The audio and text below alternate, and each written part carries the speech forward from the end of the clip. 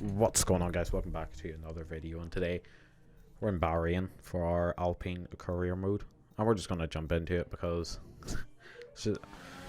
I don't. There's nothing really else to do before practice. But as you can see, as we're going through practice, I will say I found another mod with all deliveries, so we'll be using that from round 3 out. But as you can see, just going through track acclimatization here. It actually took me 2 laps to do this because I'm not the best at Bahrain. The car seemed again a bit like unstable at the rear from practice 1 to practice 3. I actually had to do some laps in FP3 just to get the setup right. As you can see, coming into FP2 here doing the qualifying session, or the qualifying program. And as you can see, cars just sliding everywhere. I didn't actually get it done at all. I was 8 tenths off. So I think that just sets the pace for this weekend. And as you can see, going straight into Q1, starting our lap here. I think this was the fastest lap, so I'm just going to let you ride on board with it.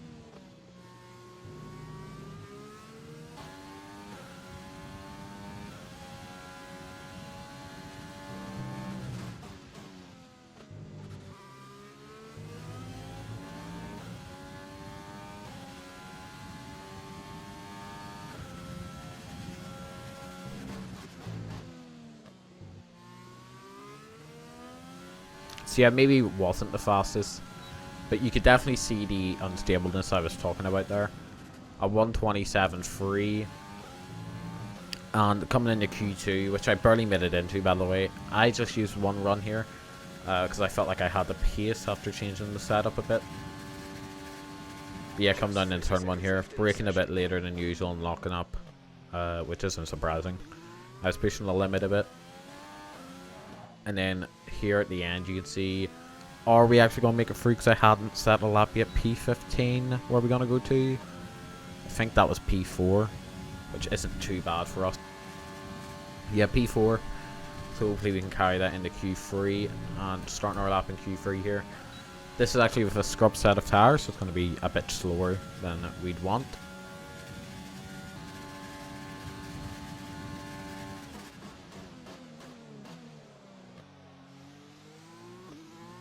And Alison just come out of the pits there.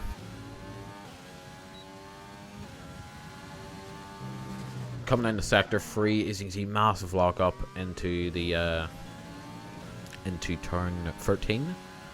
And coming down into turn 14, you want to brake around 75 meters here and get that early apex as the track widens coming out of the last corner. And this is with a scrub set, so it's not going to be the fastest time. We got the P5, but I think it's only 5 people to set their times. And as we come to the end, this is what was going to be our fastest lap. But as you can see, in P10 we spin out, and our lap was basically ruined from there. And we are going to be starting P10 for the race, as there's basically no way of recovering this. Not enough time. Checkered flag's already out. The stage is set for another enthralling race here in the Kingdom of Bahrain. A Ferrari stronghold in years gone by, but will they be able to add to their record today?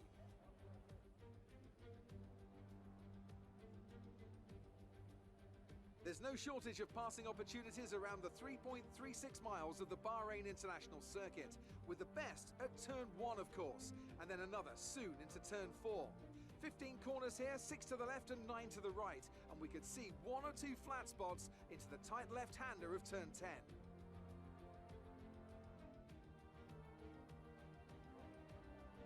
Anthony Davidson is alongside me as usual for the race today. Let's talk about Martin. That was a great podium in the last race. So can they keep that momentum going this weekend? It's always nice to come into a Grand Prix weekend on a high, but your expectations are based much more on your practice and qualifying runs.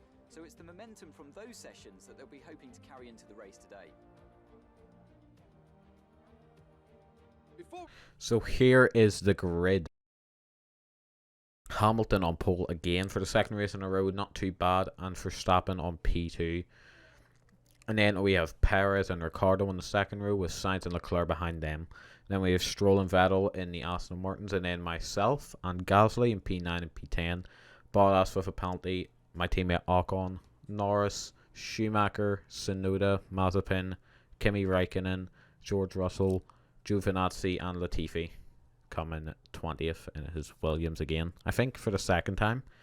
As you can see, the strategy there, a 2-stop on lap 6 until under the mediums for 11 laps, and then the mediums again until the end on lap 19 or something, maybe it's 17 I think actually.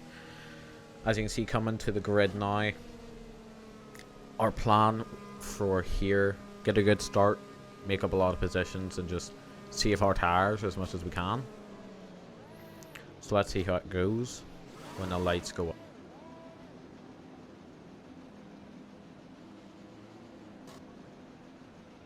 The rest of the grid is forming up. Be patient and watch for the lights. And so the lights are going on. Let's see how this start's gonna be.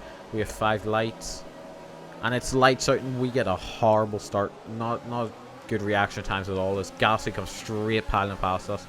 We're done in the P10 already as we come down into turn 1. And we outbrake ourselves. We have to go right around the outside. And there's a bit of contact out of our inside. And we get hit, and there's a McLaren around.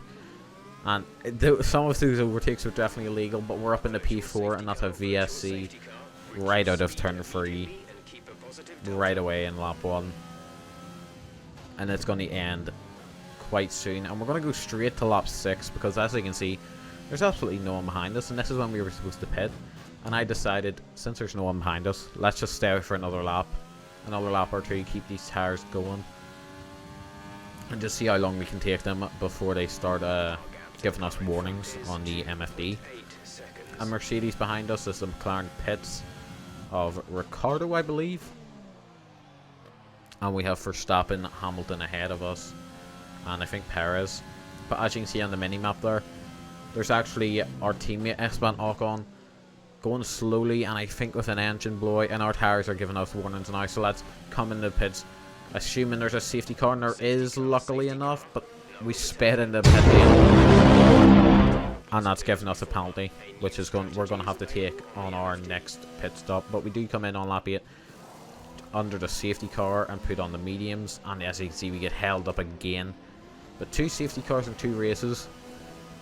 And we know we have tyre warming up issues on our car as well. So this is going to be, depending on how the restart goes, quite horrible, to say the least. But we come out in P6, which isn't too bad. Only have to overtake 2 cars to get back to where we were. And yeah, the safety car coming in on lap 10. So let's see how this goes. Getting our tyres warmed up again. The Aston Martin behind us, I actually don't know who of. I think it's Vettel. Can't quite see that. And it's Perez in front of us with Raikkonen in where we were before the pit stops. The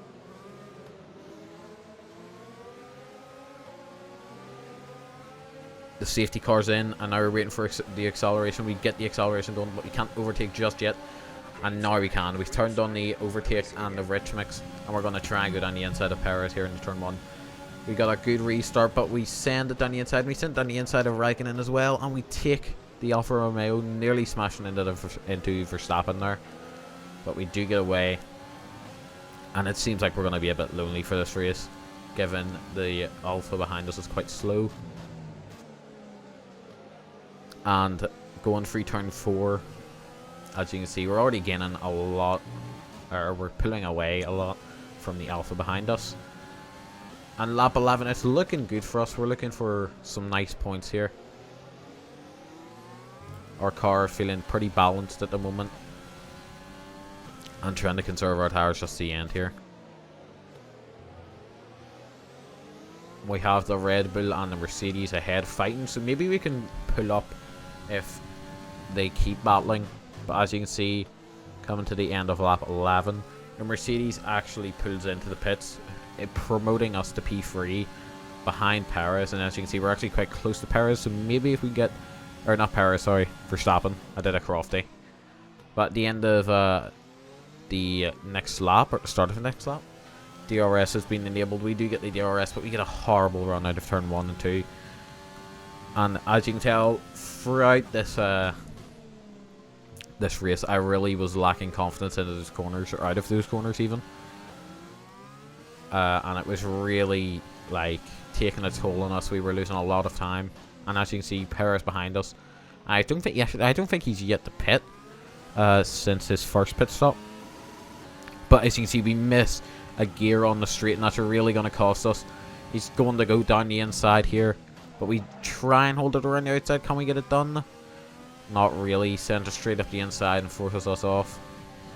Well, not off, but he forces us a bit wider as we'd like to go. And my plan here is now just get DRS and overtake him with DRS here on this main straight as we come down the back straight. Overtake, deactivated a rich mix on. We go past the DRS detection zone, and we're definitely close enough for DRS. We're definitely close enough for an overtake. But as you can see, Perez literally pulled into the pits at the end of this lap, so it was basically useless him getting past us and just cost us time. Push hard on the in-lap.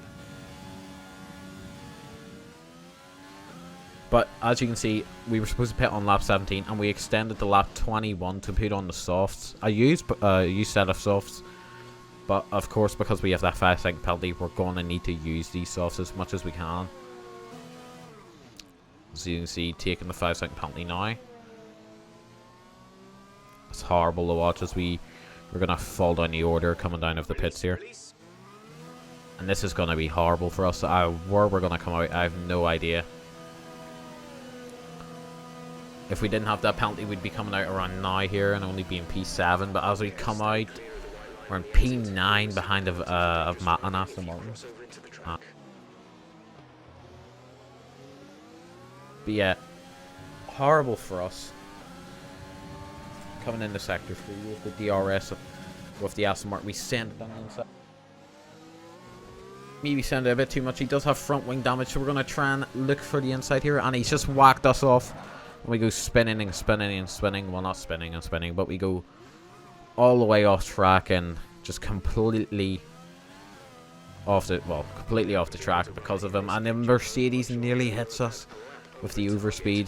I think it's Valtteri Bottas, and I'm surprised to see him outside the points. Tires aren't looking too bad, just a bit overheated, and we're really going to have to catch up. But we send it down the inside of Bottas in the last corner at the end of lap 22. Get the DRS as well, and that's try and catch up. At the end of lap 23, as you can see, going green in sectors 1 and 2. Maybe we can get fastest lap.